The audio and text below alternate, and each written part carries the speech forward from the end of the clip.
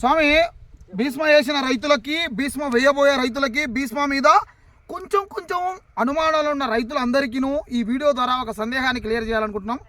ఏమంటే మామూలుగా ఒక సామెత ఉంది, ఎద్దును చూస్తే ముద్దు వచ్చా, ఏడుపుని చూస్తే ఏడుపు వచ్చా, కాడి కడితే ఏడుపు వచ్చా అని. అట్లాగే ఈ చుట్టుపక్కల మొక్కలు ఉన్నాయి కదా, మిరప విత్తనాలు ఉన్నాయి కదా, మళ్ళీ వాటిని చూసి ఎట్లున్నది?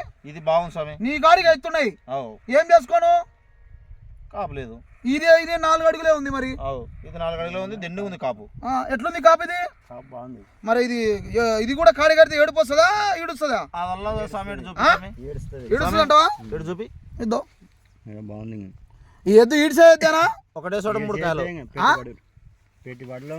ఏం స్వామి నువ్వు చెప్పు. నా చెప్తున్నా కదా స్వామి, నేను చెప్తున్నాను కదా విడేది స్వామి. ఇంకా ఒకటే చోట 3 కాయలు, ఏ సేదికి రావు, 3 పంగలు రావు. 3 పంగలు వచ్చినా స్వామి. ఇక మెచ్చుకోదగ్గ విత్తనమైన స్వామి, మెచ్చుకోదగ్గ విత్తనం స్వామి. నాకు భీష్మ సినిమా చూసినప్పటి నుంచి భీష్మ ఆర్గానిక్ అంటే చాలా ఇంట్రెస్ట్. సో నువ్వు ఏమో కంపెనీ వాళ్ళు నీకోసం రిలీజ్ చేసినట్టుంది.